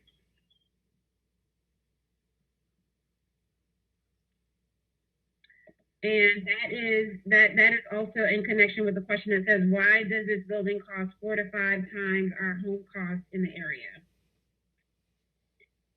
To that, I will say that, and you know, someone else can obviously jump in, because I think we also kind of talked about this earlier about the cost of the multi-purpose recreational facility being not far outside the budget of other facilities, similar facilities to that. And in terms of its value, just, you know, in position to, or in connection to the home value, I think it's important to note that no matter how much you pay for your home, you are still entitled to the same community experience as somebody that paid $500,000 for their home. Everybody deserves to live in a certain type of community that is for the entire community. And I don't think how much you pay for your home should determine the type of amenity you get to enjoy in your community space. Someone else may have a little bit more facts and figures to back that up, but as far as I'm concerned, and as far as we're concerned for the project, we feel like this community does deserve that level of amenity. And if I may chime in, you also have to be mindful that this is a city facility which comes with different and stronger restrictions and guidelines and requirements as it relates to construction compared to a home construction. And again, it's the cost is in line. It's in line with concessions buildings that we're building across the city of New Orleans. Because we've replaced and are replacing a host of restroom concessions facilities due to Hurricane Katrina, and we're also building some new ones in different locations, whether it's in mid-city, New Orleans East, the Ninth Ward. The cost doesn't change based upon the neighborhood that it's being built in. So that doesn't play a difference as it relates to cost of the community that is being built in and other houses that is being built around. It's just an average cost per square foot that we pay to have a facility built.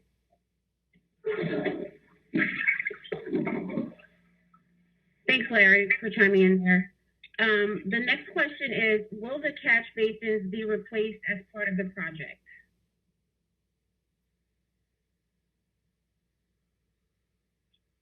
And I think I answered that earlier when I said that, you know, we, in coordination with DPW, as with if they were doing this work themselves, if we're there constructing rain gardens and connecting them to the intersection pipes, you know, and the basins, if there is anything wrong with these pipes and damage, we immediately bring this issue to DPW. And, you know, typical procedure is if we unearth a damaged facility, you know, it's repaired. So, you know, I would say if there are any damaged facilities in the vicinity of where we're digging and we uncover, yes, we would most certainly you know, immediately engage Public Works and notify them that the facilities were damaged so we can devise a solution that makes the situation right. Yeah, and to that point, Stephanie, I will just say that once we start construction, that will be a multi-stakeholder endeavor, in that Sewage and Water Board will obviously be involved when we start working on sewer and water lines. There may be other utilities that may have to be involved depending on, what type of work they have in that area. So it'll be a coordinated effort with those departments. In the event we do have to move a catch basin, we'll make sure that we replace that catch basin somewhere else on the street. So we'll also make sure that those drainage aspects are also reinstated. The idea is to lessen the burden on the drainage system. So the more water we're able to retain and slowly let that water go back into the drainage system, the more we reduce flooding in a short span of time. We won't be able to completely eliminate it. It is important to note that this is not a flood elimination system. This is a flood reduction system. So as much as we would like to not have that be an issue for you completely, we are collaborating with nature at this juncture, and nature is going to be nature. So while we can collaborate with it, we are in no position to control it. So I think that this project aims to do our best to minimize the negative impacts of heavy rain events for the community, but in no way are we promising to eliminate it.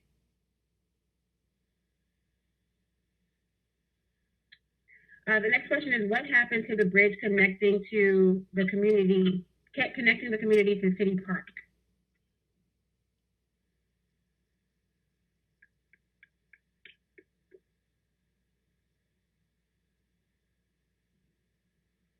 I don't know. Is that even within the scope of work?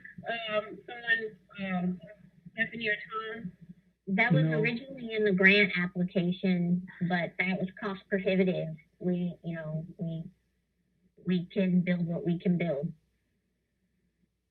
So that is not currently in the current scope due to the cost prohibitiveness? Yes. Okay. Yes. All right. So that answers that. The next question is, so does that mean it's 21 months of construction?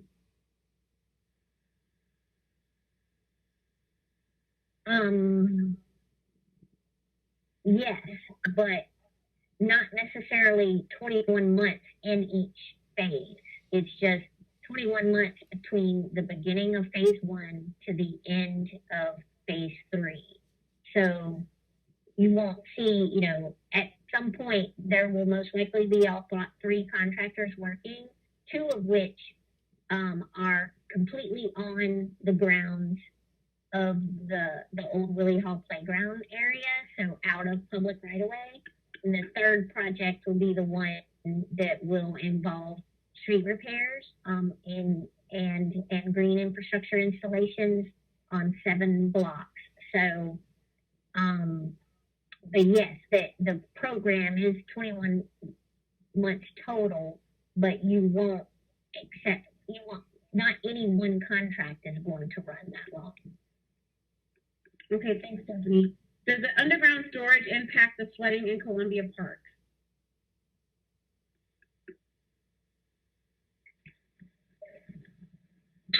It provides little benefit to Columbia Park, but it does not increase any flooding or shove any water to that area.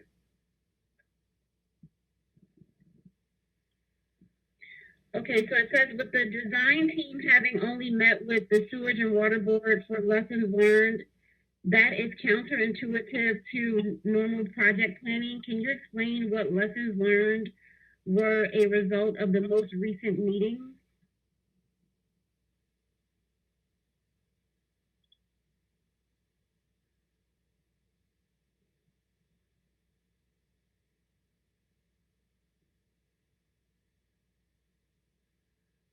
Stephanie, you're on mute. Stephanie, you're muted. I'm trying to reread what you just said. It says, scientific digital progress.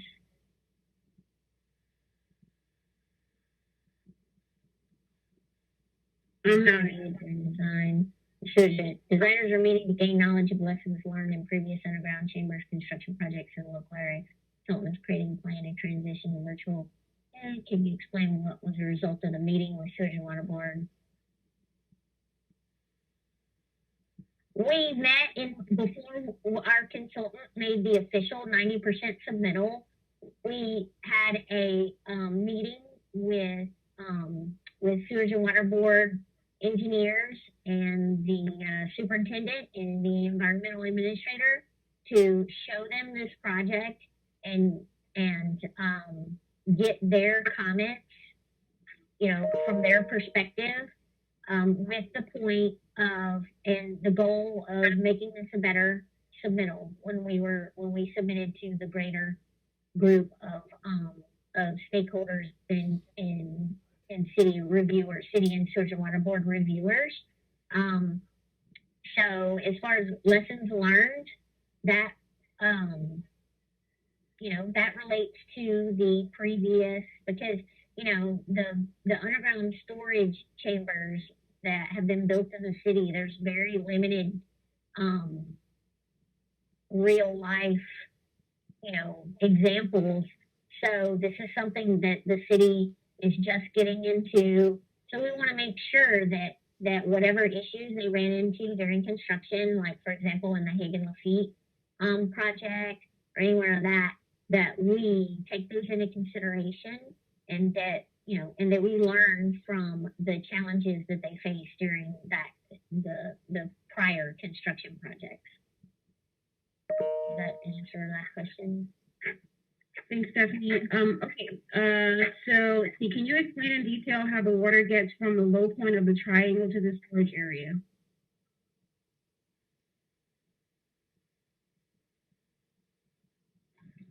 I think we covered that one, but if folks aren't clear on it,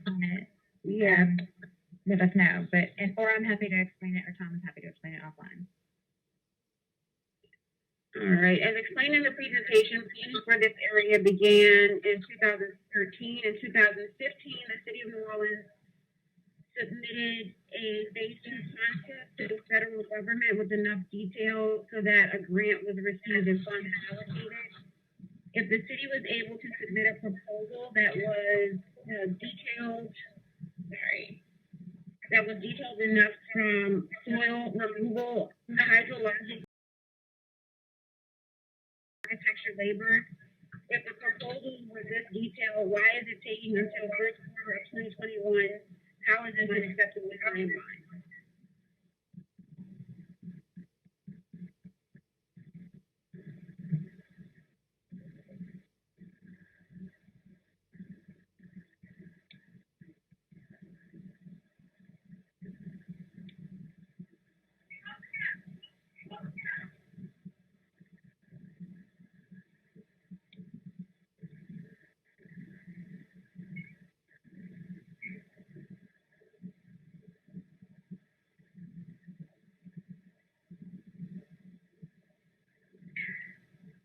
Anybody want to take that?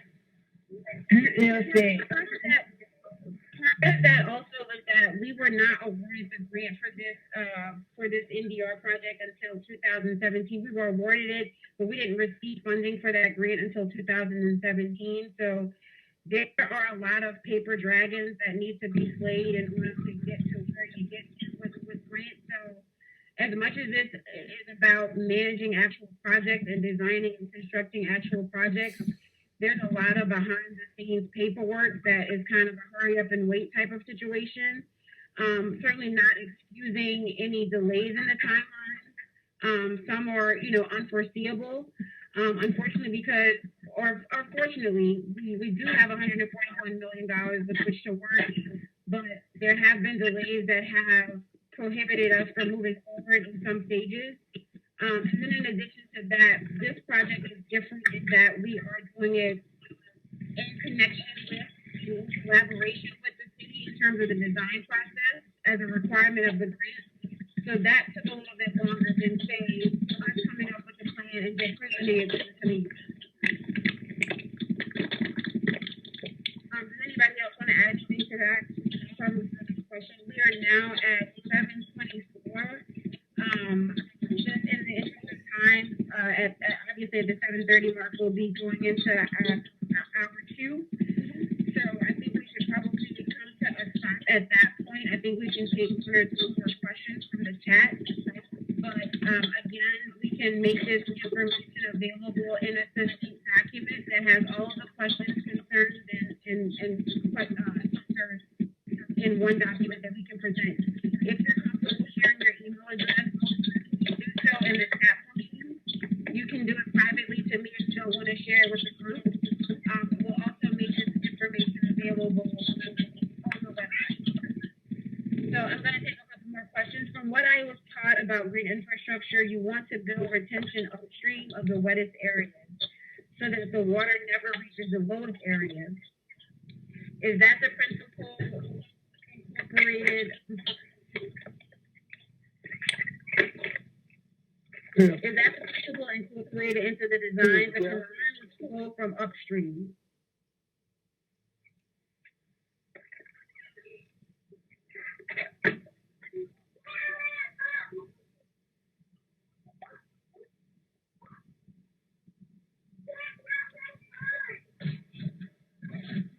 Yeah, I didn't catch that. You were breaking out on that. I don't know if that was for me or not.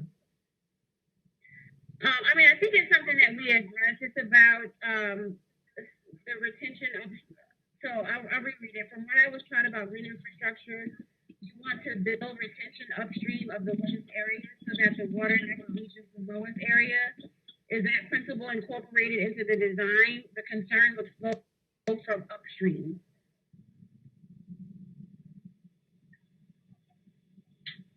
Upstream.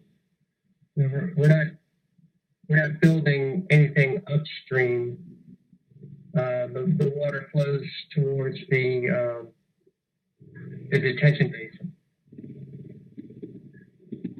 It's basically it's reverse flow. So what you have is a situation where you have the low area that's flowing to higher areas of the neighborhood. If you look at the map, everything's flowing. The pipes are flowing south towards the interstate.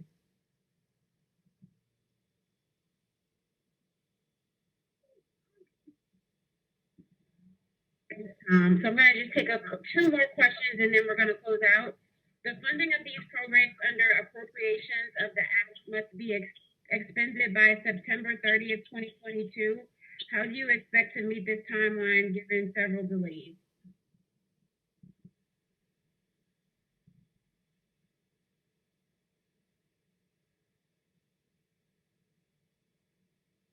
It's our schedule is our schedule. I mean, we have 2 years and 1 month.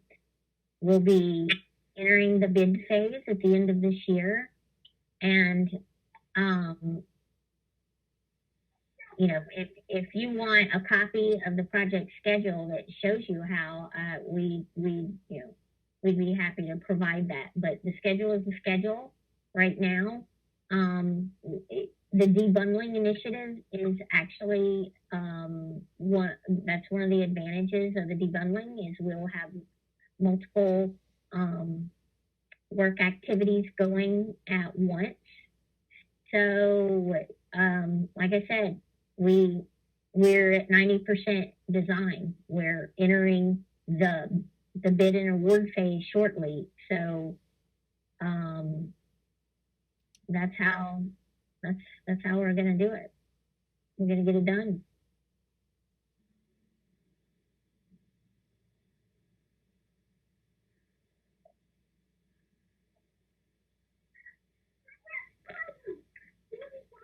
Natalie, you're muted.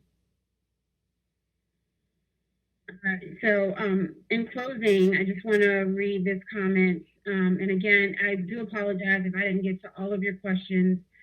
This information will be provided also in a document. And again, if you want it to be sent to you in an email, please provide your email in the chat function. So I just want to say that equity, and this is, I'm sorry, coming from the chat, I just want to say that equity is an important part of the project for me. So I'm happy that recreation for the kids is a part of it. What and who are we saving the city for? I think that's a rhetorical question. I'm assuming we, yeah. So again, I do apologize if I was not able to read your question aloud and get the answer for the benefit of the group. But this will be a document, a recording that will be available for public consumption. So please feel free to check the website tomorrow when I should have everything uploaded and ready to go.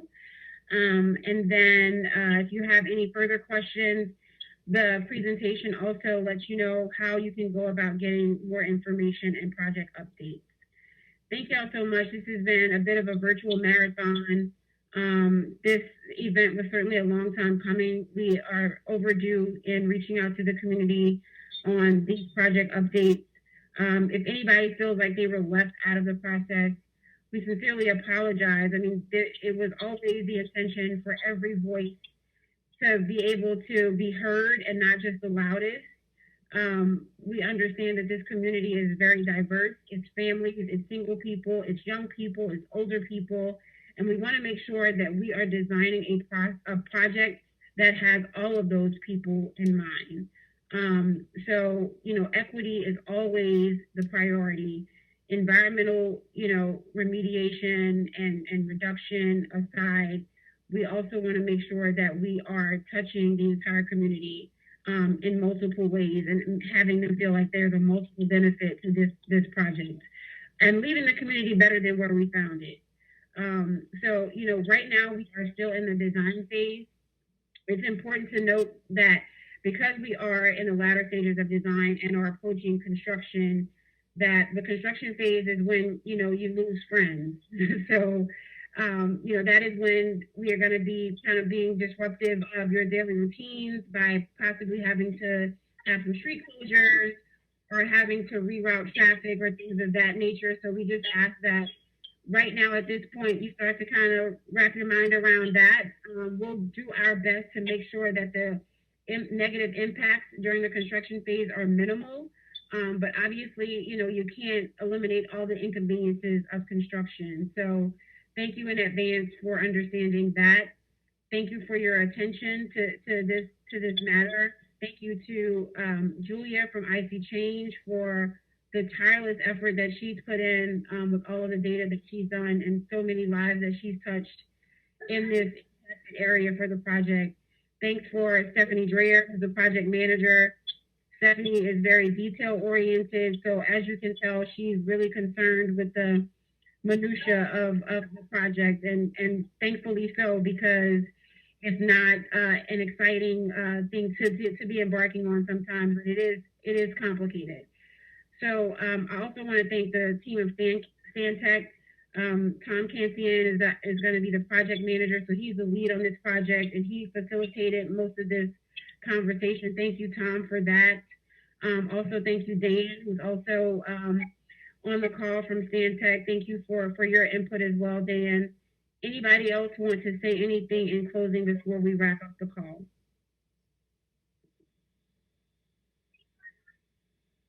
I just want to thank everybody for sticking with us.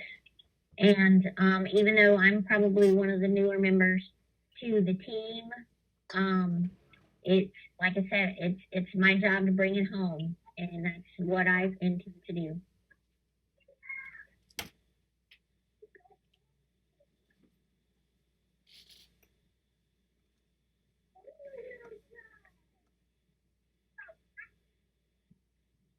All right, thanks so much, everybody. Have a good night. Stay safe, stop the spread, mask up, and I hope y'all have a great evening. Thank you so much.